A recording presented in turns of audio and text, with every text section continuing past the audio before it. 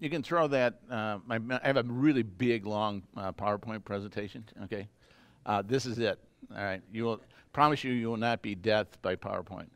But in the process of my next 58 minutes, okay, I'm going to try to tell you how we got to this. All right, and we've been promoters of really long-term planning. You've heard we have processes on high involvement planning, and it gets everybody in the organization, and then they'll go into depth. So every 6 months we lay out a 5-year plan. All right, and we bring all the data. I know you're laughing, but 6 months went by.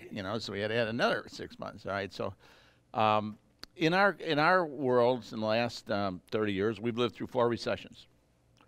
And after every recession, we've been able to double the value of the company 5 years after a recession. So that history kind of tells you that, maybe it's strategically wise to get ready for the next recession. Because to be honest with you guys, to buy things cheap is to buy them in a recession. We learned to maximize your growth, you grow in a recession. I mean, if you even want to get down to things like commercial properties is a hot commodity today. You could be spending $1.20 to $1.40, let's say, whereas in a recession you could pick them up for 20 cents on the dollar.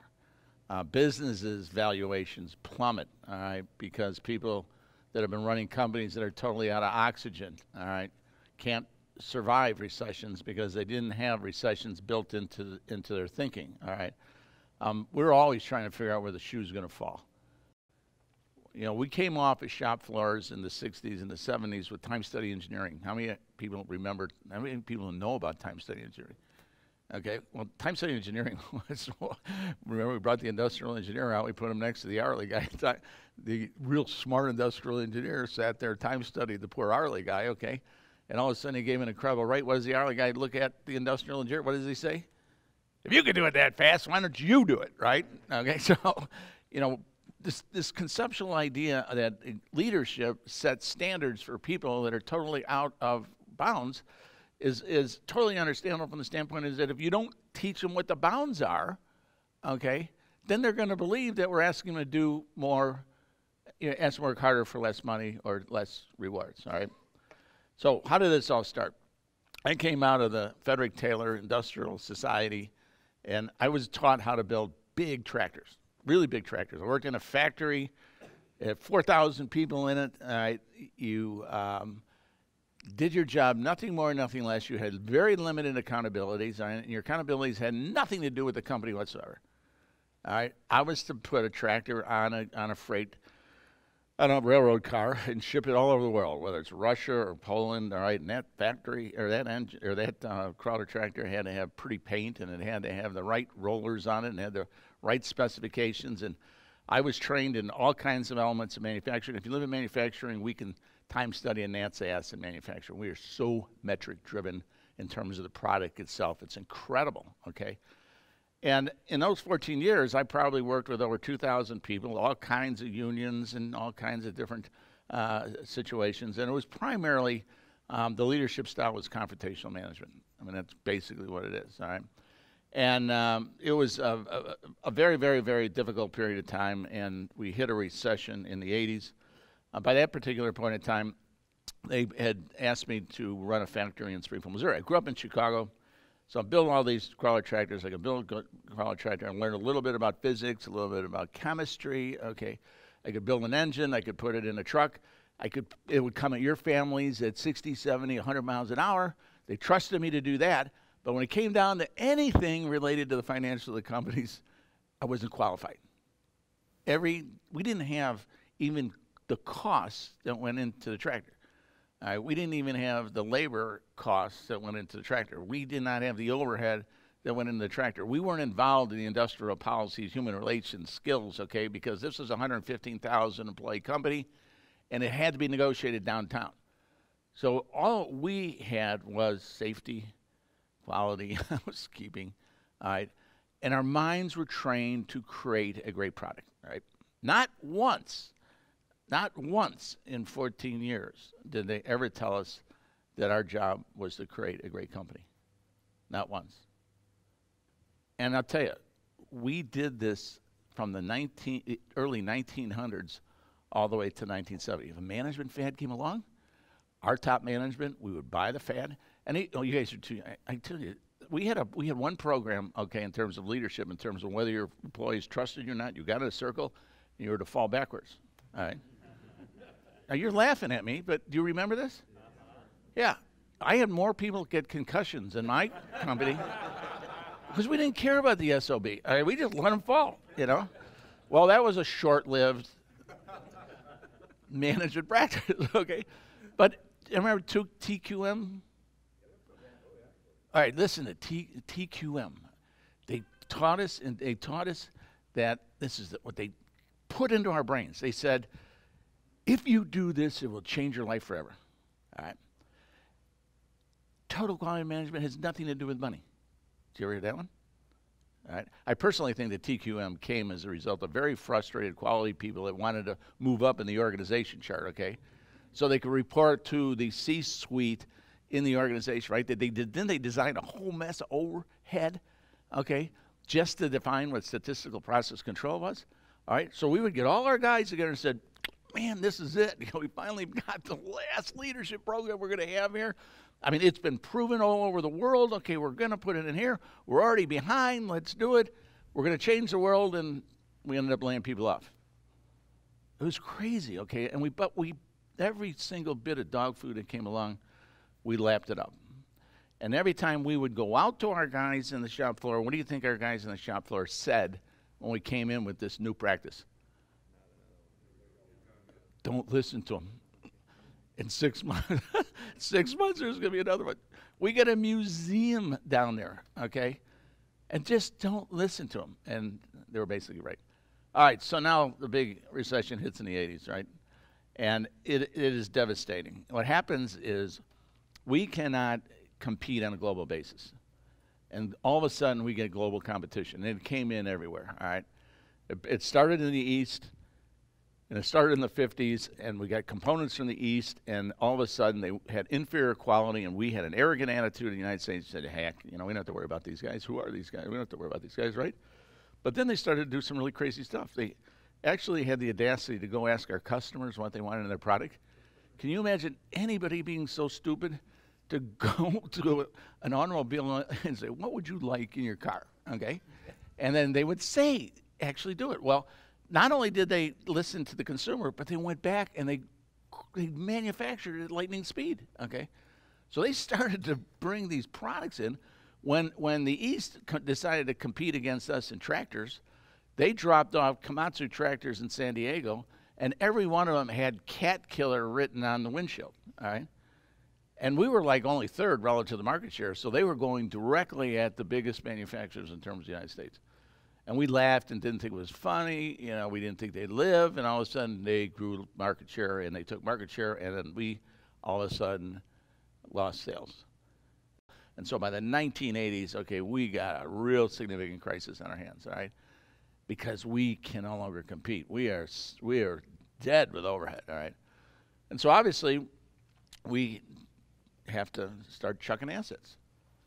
We're not have sales, we got high overhead, and so we go on the worst layoff in the history of this company. We went from 115,000 people to 11,000 people in 2 years. Wow. Yeah. We laid off 1,000 people a week for 2 years. Who was here from Louisville? I was talking to someone from Louisville. He remembers the International Harvester Factory right on the airport. We had 8,000 people in there at one time. 8,000 people, all right? We just... And then when we closed factories, it was a hard crash, a really hard crash. There was no safety nets, okay? Unemployment in 1983 was 12%. 12%. Anybody want to know what interest rates were in 1983? What? 22. 18 was a variable. You can get a variable for 18, okay? All right, by that time, I had gone through the gauntlet, and they told me in 1978 to go to Springfield, Missouri. I'm from Chicago. I grew up in the streets of Chicago in the western suburbs. I spent my entire life since I was 19 years old in this one factory. And now they say, take this plant and either turn it around or close the factory. That was my assignment. So I come down here, and I went to into the factory, and it was the most incredible change in Chicago when we would try to get somebody together and talk about teamwork and talk about loyalty and things like that.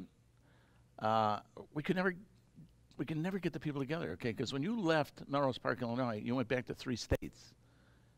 You didn't go back to a city, or you didn't go back to a suburb, or you didn't go back to a community like Austin, okay?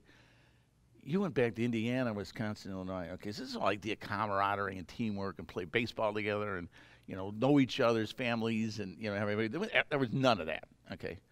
So when it came in here and all of a sudden, boy, these guys are community, they like each other, okay?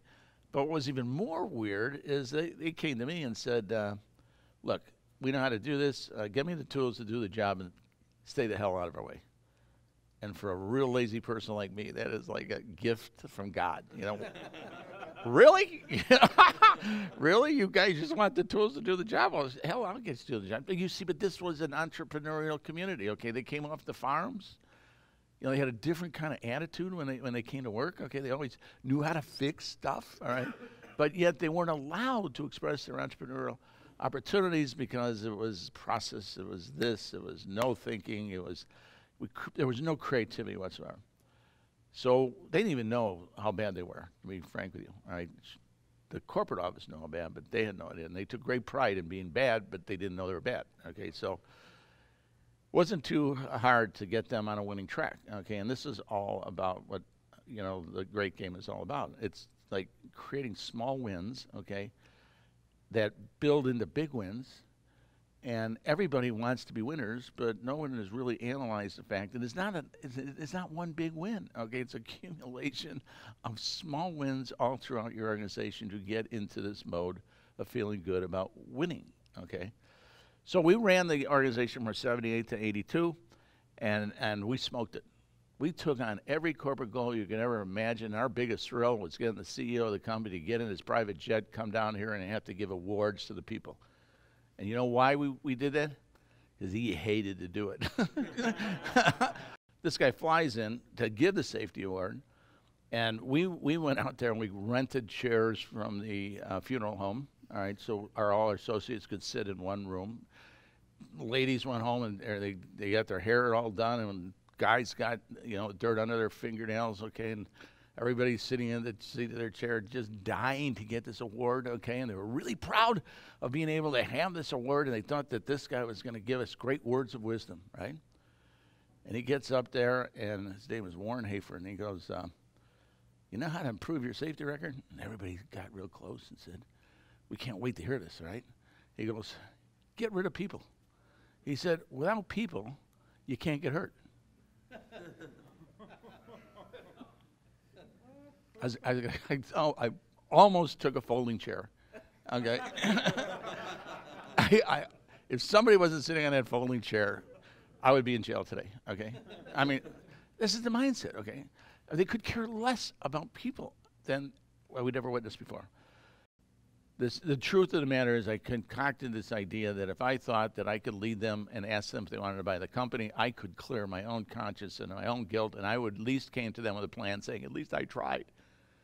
And I really thought that if I went out there and asked them if they wanted to buy the company, that somebody in the audience would say, what do you know about running a company? You can build a tractor, we know that, or you know something about an engine, we know that, but run a company?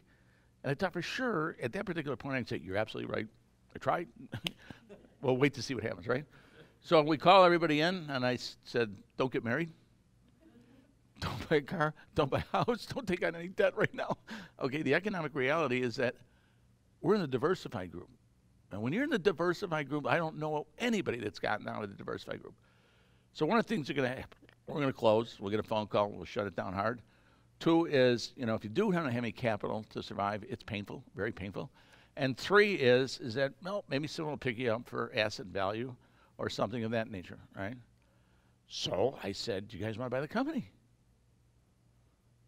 And I was waiting for that one person to say, this is the lousiest idea I ever saw in my life. And all I saw in their eyes was fear. And it was at that particular point I realized that they would have followed anybody. They'd have followed Rin Tin Tin. They would have followed Flicka. Okay, I could have had a talking dog up here, and they would have followed that dog because they just wanted to go somewhere. They didn't want to stay in this abeyance of not knowing what was going to happen to the company, okay? I had to go back. I wrote this worst letter of intent because I don't know anything about buying companies, okay? And I said, would you please sell me this? I offered him a ridiculous low amount of money because we didn't have any money, all right? I had to borrow. I mean, the only equity I had is I went to buy a suit up in Chicago. The guy sold me a house. He was a great salesman, all right?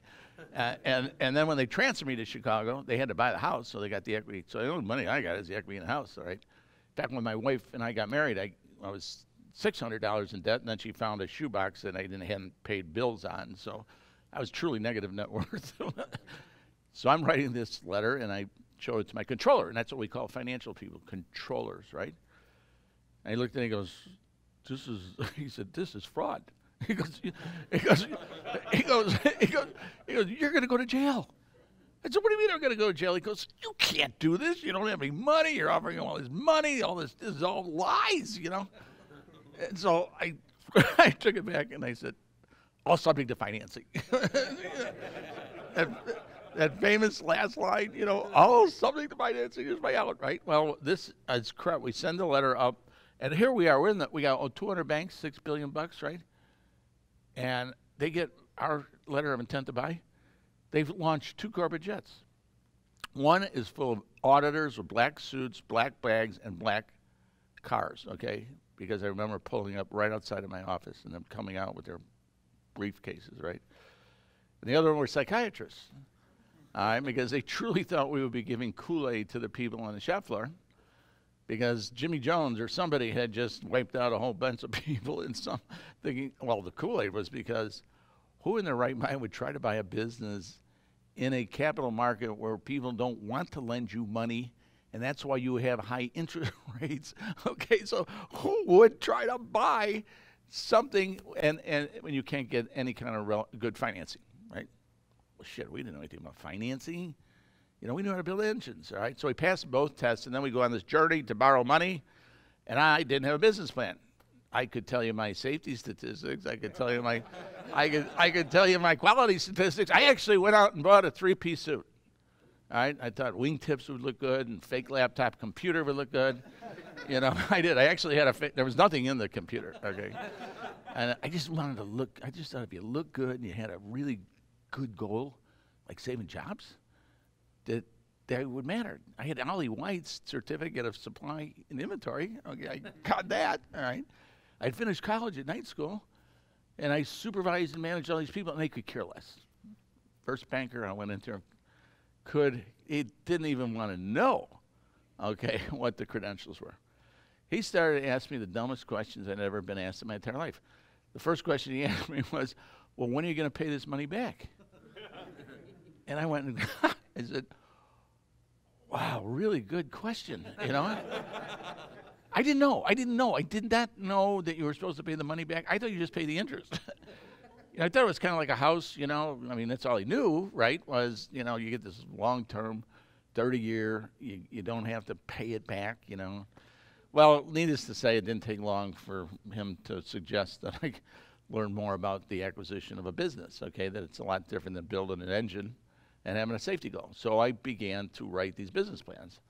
And it didn't take long for me to realize that in this world, there are actually 2 sets of metrics in business. The first set of metrics has to do with the product or the service that you're in.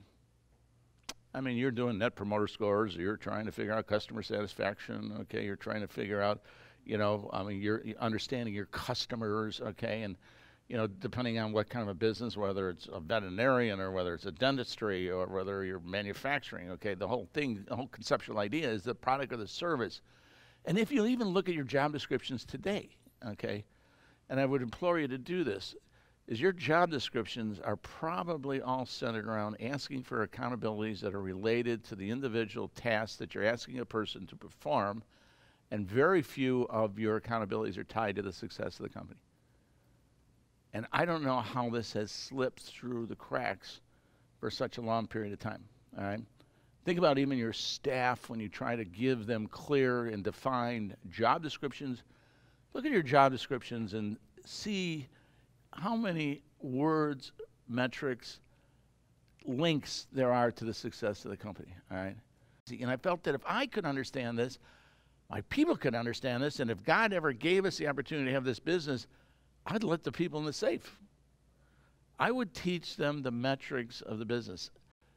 So I caught myself in this transformation between the manufacturing era and the new age of information, okay, of asking myself the question on, could this be a unique differentiation if we appeal to a higher level of thinking in manufacturing people than my competition, that if we could develop a system that would replace the idea of creating a great product and a service and tell our people the product is now the company. I didn't want to give up their crankshaft skills, okay? I didn't want to give up their technical skills, okay? I wanted to appeal to a higher level of thinking and said, apply total quality management to the balance sheet. We never gave up. We were persistent. We kept trying, and then we got a little foolish and crazy and stuff like that. On February 1st, 1983, we booked the worst loan in corporate America. We were able to borrow $9 million from a bank, and all we had was $100,000 worth of equity. That's all we had. All right, so we were an 89-to-1 debt to equity buyout. There's not too many people. They won't give you 4-to-1 today. All right, if you get 4-to-1, they consider that leverage. All right, we were 89-to-1 at an 18% interest rate. That's all I know about the interest rate. Okay. People analyze this system and they go back and said, you know, in order to get a cultural change or behavioral change inside your organization, it's ought to be tied to some catastrophic event. And in order for you to get your people to realize that they can understand income statements and balance sheet, your catastrophic event must have been that debt. Okay, because there always got to be a reason, right? And what was hysterical was that we didn't know 89-to-1 from 1-to-1. Okay, we didn't. I mean, what we knew is we had a shot. We knew that we had the opportunity, okay, to be able now to have a fresh start, get the monkey off our back, and then bring everybody together to see if, in fact, we could build an organization based on loyalty, commitment, long-term, all the things that Welsh at that particular point in time and G were saying that in order to compete in the new world, you're going to have 5 or 10 jobs. In order to compete in the world, you know, you've got to teach your people to be employable. They're not going to be with you. Loyalty is no longer an issue. And I was raised under those principles, and I thought, I don't really want to run a company, you know, or I didn't even want my kids to go 5, 10 jobs in their lifetime. Why can't you run something of sustainability and something of substance, okay? And why can't you build an organization where you can get back to a balanced life of family and God and health and work? And we had failed to negotiate an IT contract with International. I flip on the switch, and we have no systems.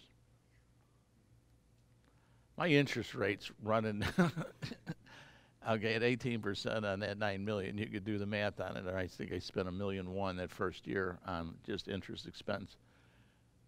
And the place was dark.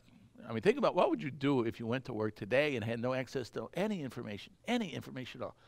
What would you do? What would be the first thing you do? You don't have payables. You don't have receivables. You don't have payroll. You don't have anything. What would you do? Quick, guys, I'm running out of time. I only got like 15 minutes. Yeah, you've heard this before. No, I'm kidding. You talk to people. I don't know about your kids, okay? I try to call my kids. They don't answer. I text my kids. They answer. I don't get it, okay? I mean, seriously, we don't talk to people anymore. We design all these systems that push us just farther and farther away from people. And now I've got Bank of America breathing down our throats because they just realized they did an 89-to-1 debt to equity, and they don't want a cash flow statement every month. They want it every week. And they're mad. At my closing, I had 17 people in a corporate office, legal office, lawyers from Bank of America, lawyers from NASDAQ or International, our lawyers, stacks and stacks of paper. I'm one signature away from closing the deal. It's my lending officer. Call up Oak Brook, Illinois, asked where Daryl was, and they said, well, we fired Daryl yesterday for booking bad loans. True story. And they tried to negotiate with 17 lawyers in the other room. Well, you know, by that time I was smart enough to say, which one of you lawyers want this lawsuit? You know? And they settled, but then they got real mad, and they were now putting a lot of heat on us. All right, so you got to talk to people. So what we did was simply this. If you look behind you, you will see a blank income statement, a blank balance sheet. You will see a whole mess of financial data. We actually took out a blank income statement like that, and we went around the room and says, see, on the left-hand column it says total projected sales orders. I went to Bob. I said, Bob, what are we going to sell this month? I said, don't give me any crap about 11 visits a day. You know, don't tell me about VCRs and DVDs, okay? What are we going to sell? And Bob said, I'm going to sell $1.5 million. Boy, he bit ownership. He took that line. So I wrote Bob next to the sales line. You see that orders and backlog? Well, that's a production controller, right? The production controller talks to everybody, tries to figure out what we've got, labor, overhead, and material, what it is we can ship versus the orders. So we got Ken up there, right? And so Ken has got like ending backlog, and then Ken finally sits there and says, okay, I think that even though Bob's got this kind of sales, I think we can sell this amount based on the resources that we have. Then I go to the accountant and said, what do we kind of cost that at? And so I went to Bev, and I put Bev's name next to cost of goods, because she's the one that cost of goods. But you know that cost of goods is nothing more than an estimate of what you think you're going to cost. So you then have reality, right? So if you go down to purchase price variance, okay, that was Irene Schaefer. Irene Schaefer, I put, if we're going to bring in X amount of receipts, what's your favorable variance? You see variances are in the negative column, 58,000 are favorable. She's also got a usage is what is happening on the shop floor. So I went to Joe. All right, you starting to get the idea here? And by the time I got done with his income statement, I realized that I had somebody that was responsible for every single line on that income statement. Oh, some had 2 or 3, don't get me wrong, but I'm sitting there saying to myself, why did we spend $10 million in Proudfoot to write job descriptions at Melrose Park, okay, when it should be perfectly clear what somebody's job description is as it relates to the metrics of the company? Kind of got that idea? And then I went over to the cash flow statement. You know what happened in the cash flow statement? What do you think happened? Somebody was responsible for every line on the statement. I thought, holy Christmas. I mean, this is like psychic ownership, okay? If I get them to own the line, okay, why do I need job descriptions? Okay? I mean, if I get them to know what it's like to get into the end zone, maybe they could even come up with their own plays, you know, and you know what their own plays are. Own plays are innovation, and it's entrepreneurship, and it's creativity, right? Okay? Instead of micromanaging Bob to get to the sales line, okay, and give him the formula, well, we even came up with the formula, all right? The measurement, the time study, what if they had the opportunity to set their own standards? And what would happen if they were held responsible for their own standards? And what would happen if everybody realized that all we're doing is setting standards for each other? I mean, because if Bob doesn't hit that 1.5, then Irene's going to get screwed on that inventory that's coming in, okay? And we're not going to be able to get the margins, and then we're not going to have the profits, and we can't move that over to the cash flow if people really want more machine tools in order to be able to grow the company and make it sustainable a long period of time. It was unbelievable. We then went around the room and said, okay, what of material significance is going to occur until next week that we all need to know about, right? Well, listen, what this is it's who owns publicly held a company? Who owns stock investments? Every quarter you get what? You get a quarterly statement, right? What's on that statement? Income statement, balance sheet, cash flow statement, and anything of material significance. So we said, well, shit, if this is good for publicly held companies, why don't we just do it to our associates? Okay, so we set up this little huddle, all right, where everybody comes in, okay, they go on the board, they get up there, they post where they stand, there's peer pressure in the huddle, and you'll see this today, okay? So when our people took ownership of those financial statements, okay, our accuracy level was unbelievable. I mean, they did not want to go up, first of all, in front of their peers and fail. Okay, every Wednesday there's peer pressure there, okay? But then they began to think in depths that they hadn't thought before. The whole idea of what if, what's my contingencies, what are my trapdoors, okay? You know, if this fails, what I'm going to do, all right? We started really small. That board was really, really small, okay? But then when people started to ask questions, we started to add things to the income statement, and we added things to the balance sheet. I mean, when they were interested in it, man, that's when you got them, okay? You got them when they started asking questions. How do you unify anybody, you know? If you come up with a new thing like total quality management, you're going to have half the people that are going to be negative, and they're going to find everything wrong with it. What's the one thing you can find that everybody would at least agree upon? And that was they didn't like to lose. So that came the idea of the concept of a game. Why don't we just convince people that business is no different than monopoly? Business is no different than fantasy football. My God, have you ever heard anybody talk about fantasy football? I mean, the numbers that are flying around in a relatively short period of time, and then you've got to make these really fast decisions. Then somebody gets hurt, and you got to find another depth in the area. Man, if they could play fantasy football, they can understand this thing, but they need to have the confidence to understand that they can do it. So we came up with the concept of the game. It was really kind of easy because we broke the game down into 3 elements. Rules. No one's, like we were kids, nobody's going to play a game unless there's rules, right? And we got rules. But the problem with the rules is that we don't bring the marketplace to the people because the rules are set by the marketplace, and the people in our organizations think we set the rules. We don't set the rules. What we do is we have a pretty bad behavior in terms of allowing the marketplace to come to the people. So we decided, all right, twice a year we're going to bring the marketplace to the people. That's what you call that high involvement planning piece, okay? We bring the marketplace because the marketplace changes really, really fast, okay? And so we bring the marketplace twice a year. We ask them to vote on forecasts going out 5 years, okay, and tweaks and things of that nature. And the second thing is that you're not going to play a game unless there's a scorecard. Well, I didn't have to invent any scorecards, all right? All I had to do was get rid of my housekeeping awards and all those dumb stuff where I was dumbing people down and say, okay, here's your new scorecard. You're going to be scored on the success of the company, okay?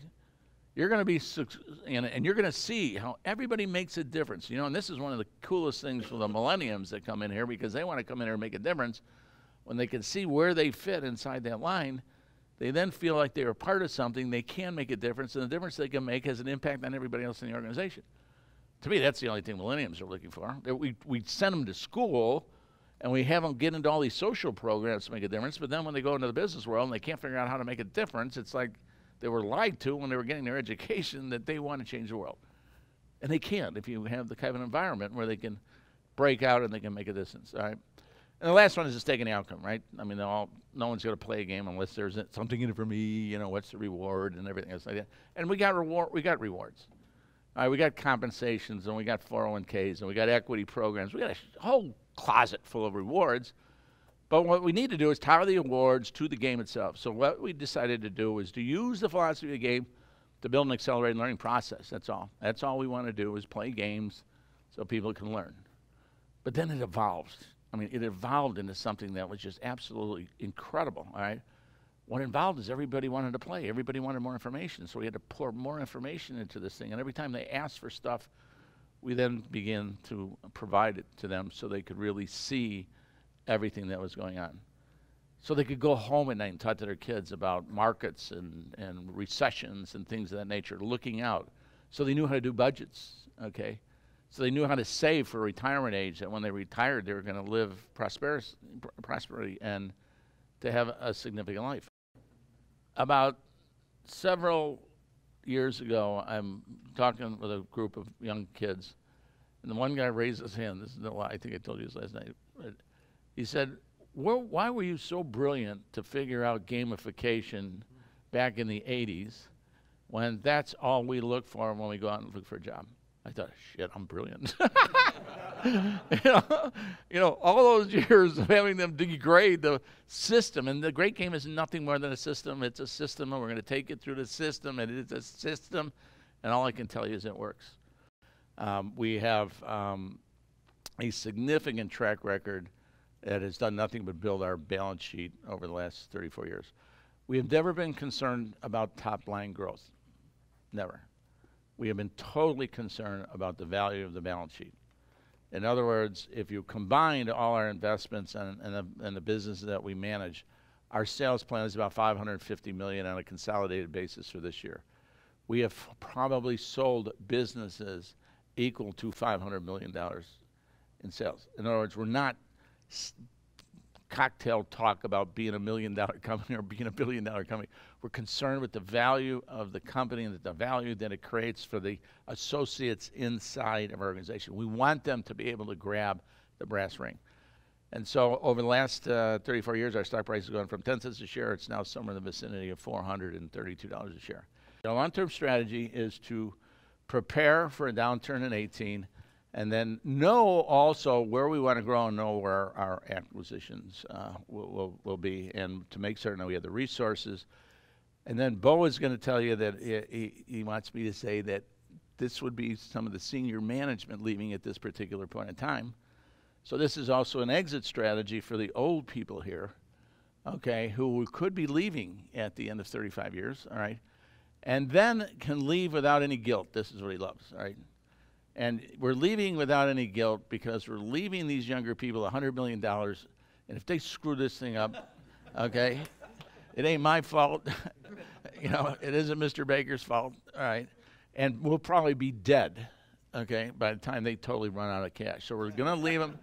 We're going to our goal right now, okay, is to execute this plan on behalf of everybody knowing about it. And everybody knows about it. Everybody knows what piece they play. Everybody knows where they're headed, what they want to do.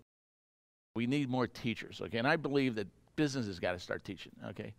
We got to start teaching this stuff if we want this stuff to really sink in and to make a significant difference. Finally, I'll tell you this. My philosophy has always been is the difference between the haves and the have-nots is not going to be solved by the minimum wage. Whoever buys that crap, I mean, I got land, I got swampland in Florida, and I'd like to talk to them, right? I mean, we're going to do it by teaching them how the haves make it, all right? We're going to teach the have-nots how to be able to grab the brass ring. And when I get some time, I'll tell you some really, really unbelievable stories about people who have been in this process in our company for 34 years who have retired with a lot of money, okay? But they just didn't sit on that money. They went out and started new businesses, and they started new opportunities, okay? And they're probably the happiest people you've ever seen in your life in their 60s and their 70s and their 80s, okay? Because they know how to play. They know the game. They know the right things to do. So again, I really appreciate you guys taking the time and effort. I would ask only one thing. Pay it forward, all right? Teach people what this is all about. Teach universities what this is all about. Teach not-for-profits what this is all about. Teach people the concept of revenue-producing ideas, and it'll change their lives forever. Thank you. Okay. Thank you.